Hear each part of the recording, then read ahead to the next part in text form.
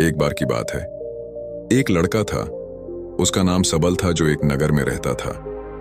वह अपने जीवन से बहुत निराश था।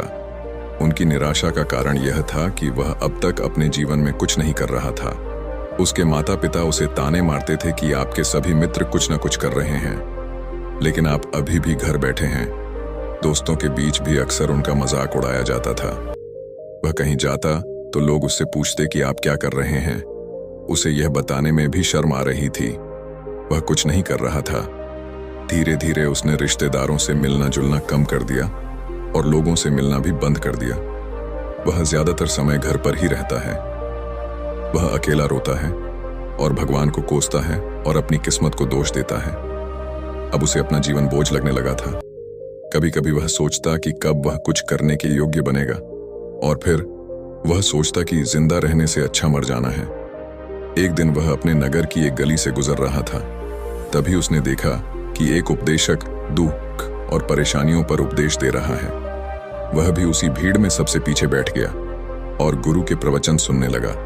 उपदेशक कह रहा था, दुख एक शिक्षक की तरह है जो हमें जीवन की सच्चाई दिखाता है और हमें जीने का सही तरीका सिखाता है।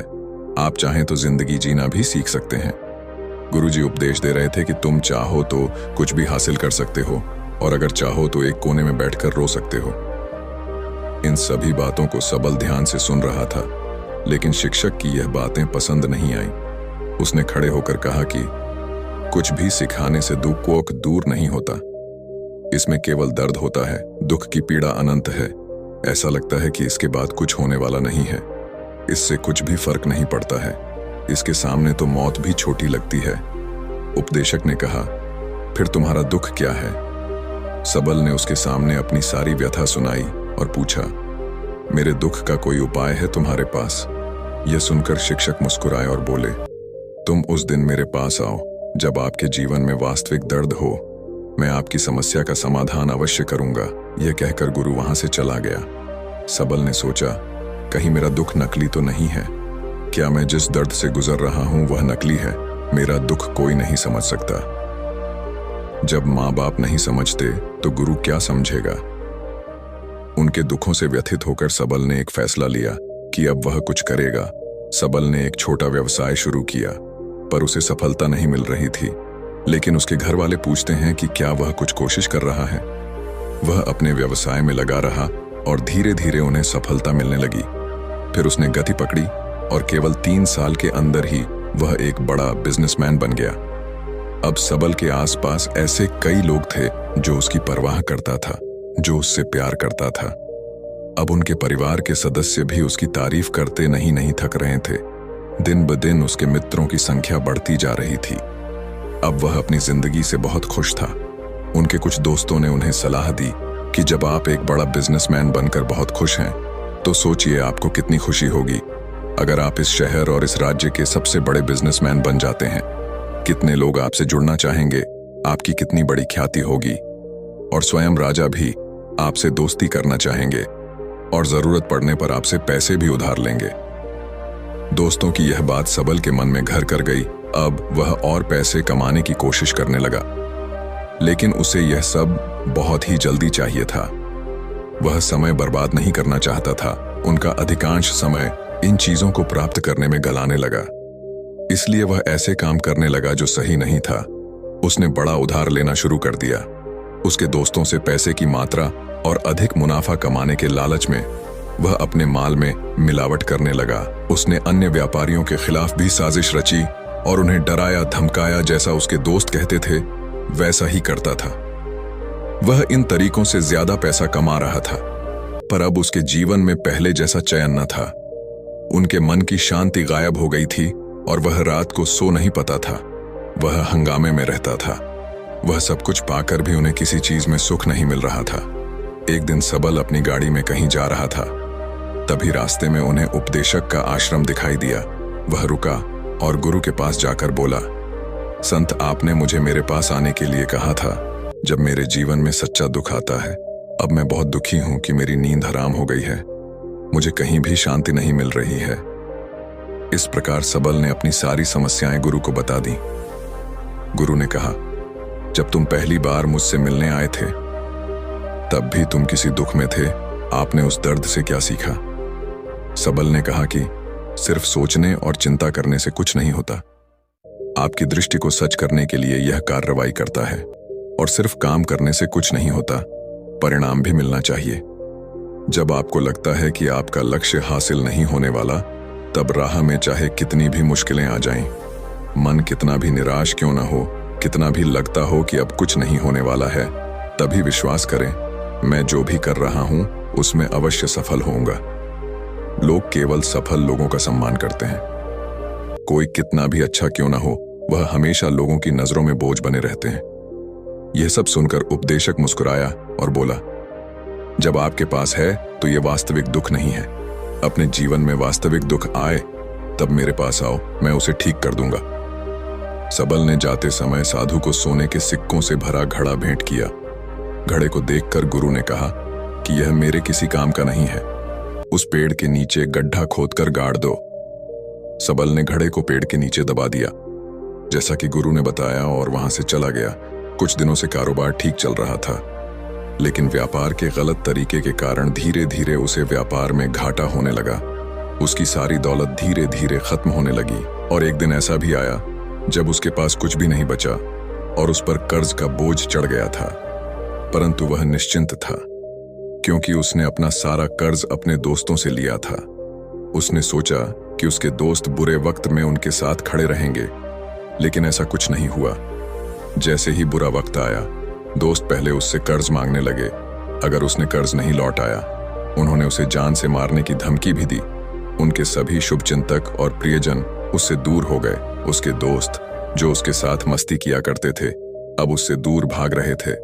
उसका परिवार उसकी गलतियां और कमियां गिनने लगा। उनकी सारी संपत्ति नीलाम कर दी गई और उसके पास कुछ भी न बचा।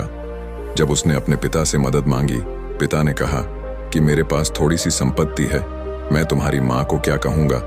अगर मैं तुम्हें दे दूं, यह संपत्ति हमारा अंतिम उपाय है। सबल के मन में गहरा दुख छा गया। उसके आसपास कोई नहीं था जो उनके दुख को समझ सके, जो उसे संभाल सके। जनता के इस विश्वासघात के कारण वह अंदर से टूट चुका था।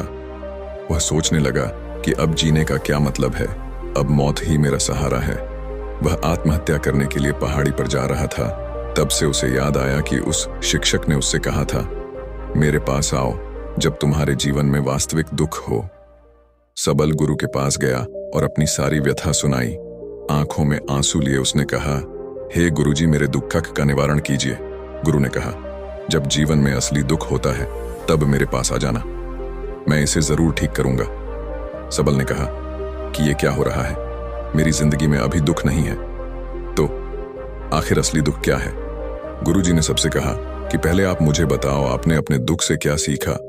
सबल ने कहा कि मैंने वह सीखा, जो लोग हमारे जीवन में आते हैं वह हमारी सफलता और प्रगति के कारण वो हमें धोखा जरूर देंगे, क्योंकि बुरे समय में वे हमारे साथ नहीं खड़े होंगे। वे अच्छे समय में ही हमारा फायदा उठाएंगे और बुरे समय में हमें छोड़ देंगे। उन लोगों पर ही भरोसा करें जो हमारे बुरे समय में हमारे साथ खड़े रहते हैं। लेकिन ऐसे लोग बहुत कम होते हैं, लेकिन जिनके पास है उन्हें उनकी सराहना करनी चाहिए, उनका अपमान नहीं करना चाहिए। हमें कभी भी किसी के खिलाफ साजिश नहीं रचना चाहिए। अपना काम ईमानदारी और धैर्य से करें और कभी लालची मत बनो। अपने सारे दुख, दर्द और अनुभव बयां करने के बाद सबल गुरुजी के सामने आंखों में आंसू लिए बैठ गया। कुछ देर बाद साधु उठे और पेड़ के नीचे एक गड्ढा खोदा और घड़ा निकाल लिया, जो सोने के सिक्कों से भरा हुआ था। उसने सबल को देकर कहा, मेरे पास आओ जब तुम्हारे जीवन में वास्तविक दुख हो। सबल ने अपने शिक्षक को धन्यवाद दिया और उसे प्रणाम करके चला गया। उस पैसे से उन्होंने एक छोटा सा व्यवसाय शुरू किया। अब वह छोटा व्यापारी बनकर भी खुश हैं। उन्होंने पूरी लगन और ईमानदारी से कारोबार किया। जल्द ही वह अपने शहर का एक बड़ा व्यापारी बन गया। उनका जीवन सुख सुविधाओं से भरा हुआ था। लेकिन कोई कितना भी अच्छा क्यों ना हो, लेकिन जीवन में दुख आता है तो सबल के जीवन में भी दुख आते थे। अपने माता पिता की मृत्यु के रूप में वे दोनों एक ही दिन मर गए। सबल अपने माता पिता से बहुत प्यार करता था, इसलिए उनके निधन से उन्हें गहरा सदमा लगा। वह शवों को ले गया, दोनों को श्मशान घाट ले गया, जहां अंतिम संस्कार किया गया। वहां उसने अपने माता पिता का शव जलता हुआ देखा तो उनका मन बेचैन हो उठा उसके मन में कई सवाल उठने लगे।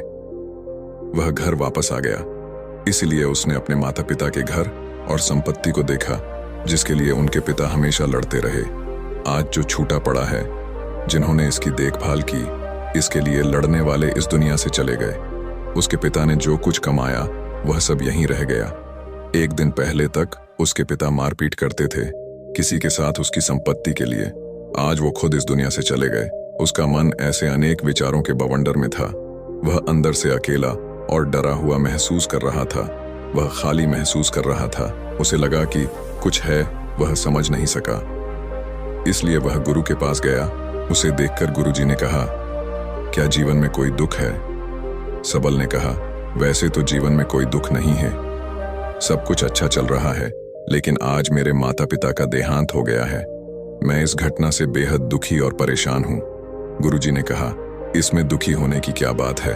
एक दिन सबके अपनों को मरना है। कोई न कभी जिया है और न कभी रहेगा। एक दिन तुझे भी मरना है। शायद तुम कल ही मर जाओगे, या आप आज भी मर सकते हो। सबल ने कहा, क्या कह रहे हो गुरुजी?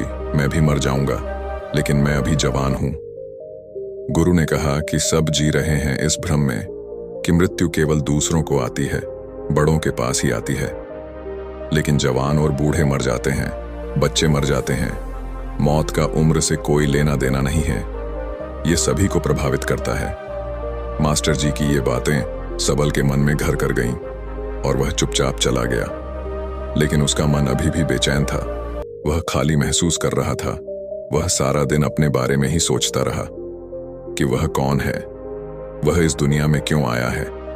क्या जीवन का लक्ष्य केवल चीजों को खाना और मरना है? ऐसे कई सवाल उसके दिमाग में लगातार उठ रहे थे, लेकिन उन्हें अपने किसी भी सवाल का जवाब नहीं मिल रहा था और उसका दुख दिन ब दिन बढ़ता ही जा रहा था। इसलिए कुछ दिन बाद वह फिर से गुरुजी के पास पहुंचा और बोला, हे स्वामी, मैं बहुत दुखी हूं, क्योंकि मैं यह नहीं जान पा रहा हूं कि मैं कौन हूं और मैं इस दुनिया में क्यों आया। यह सुनकर गुरुजी मुस्कुराए और बोले, आज आपके जीवन में पहली बार सच्चा दुख उत्पन्न हो गया है। यह वास्तव में दुख कहलाने के लायक है। हम नहीं जानते कि हम कौन हैं, हम क्यों आए हैं, क्या करें और कैसे करना है। सबल ने अपने गुरु से कहा कि उसकी दुर्दशा दूर करो। गुरु ने कहा कि हम सभी इंसान हैं, जीवन भर संग्रह करते रहते हैं। सबल ने कहा कि सभी इंसान जीवन भर धन, सम्मान, परिवार, प्रतिष्ठा, मित्र, शत्रु आदि जमा करता है। गुरु ने पूछा, क्या हम एकत्रित की गई चीजों में से कुछ भी अपने साथ ले जा सकते हैं? सबल ने कहा, कोई भी इंसान अपने साथ कुछ भी नहीं ले जा सकता, वह सिर्फ अकेला ही जाता है। मेरे माता पिता भी अपने साथ कुछ भी नहीं लेकर गए। सब कुछ, धन संपत्ति, वैभव, सब कुछ यहाँ पर छोड़कर गए। शिक्षक ने कहा, अब मेरी बात ध्यान से सुनो। इस संसार में हमें जो संग्रह करना चाहिए वह हम नहीं करते। चीजें हमारे सामने होती हैं, लेकिन हम उन्हें देखने की कोशिश नहीं करते। हमें इस दुनिया में जो कुछ भी इकट्ठा करना है वह हम खुद हैं। हमें खुद को जुटाना होगा ताकि जब हम मरें तो हम एकजुट हो सकें। और खुद को पहचानने में सक्षम होने के लिए हम अंदर बंटे हुए हैं। हम प्यार, नफरत, गुस्सा, ईर्ष्या में बंटे हुए हैं। क्रूरता, धन, स्थिति, प्रतिष्ठा, सम्मान, पहचान, धर्म, जाति, सैकड़ों, हजारों ऐसी चीजों और इच्छाओं में हम विभाजित हैं और टुकड़ों में जीवन जी रहे हैं। इस विभाजन के कारण हमारी चेतना कभी एक नहीं हो सकती। हमारी चेतना शक्ति बिखरी हुई है, इसलिए हमारे पास इतना समय नहीं है, इतनी ऊर्जा नहीं कि हम मुड़ सकते हैं और अपने भीतर देख सकते हैं। वास्तव में धन, सम्मान और सुविधाओं का अभाव, लोग इसे दुख समझते हैं और जीवन भर के लिए जो दुख कहकर रोते रहते हैं और समाधान खोजने का प्रयास करते रहते हैं, उन्हें अपना समाधान कभी नहीं मिलेगा, क्योंकि जिसे लोग दुख कहते हैं वह वास्तविक दुख नहीं है। यह सिर्फ एक आदमी की इच्छा है, उसकी इच्छा कभी पूरी नहीं होती। इसीलिए व्यक्ति को कभी उनके प्रश्नों का समाधान नहीं मिलता। इसलिए इन सब से परे, यदि आप अपने दुखों का अंतिम समाधान चाहते हैं तो सबसे पहले खुद को समेटो। इस दुनिया से अपनी ऊर्जा वापस ले लो और इकट्ठा करो। अपने आप पर ध्यान केंद्रित करो, स्वयं पर ध्यान दो। अपने मृत्यु से पहले अपने आप को जानने की कोशिश करो, बिखरो मत। सबल ने कहा, तो गुरुजी, क्या हम इस संसार को छोड़ दें हमारी सभी इच्छाओं को मार देना चाहिए। किसी से प्रेम नहीं करना चाहिए, धन संग्रह नहीं करना चाहिए, सम्मान की आशा छोड़ देनी चाहिए। शिक्षक ने कहा कि भावनाओं और इच्छाओं ऐसे बिखरे हुए मनुष्य में से निकल आओ, जैसे कोई पत्थर पहाड़ से गिरे जिस पर पर्वत का कोई वश नहीं है सिवाय देखने के, परेशान होना और कुछ खोना।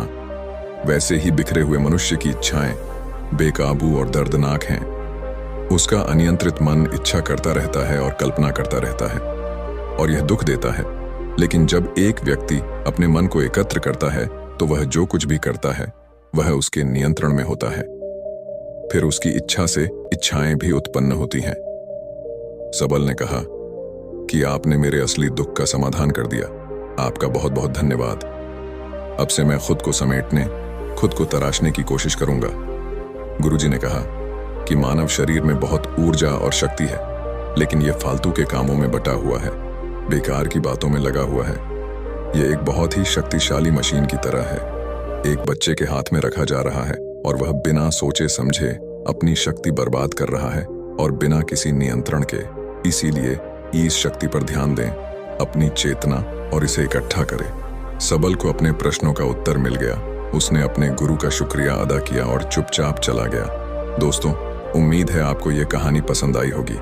अगर आपको यह कहानी पसंद आई हो तो इस वीडियो को लाइक करके चैनल को सब्सक्राइब कर दें। फिर मैं मिलता हूँ आपसे एक नए वीडियो के साथ। तब तक के लिए आप अपना ख्याल रखिए। Thank you very much.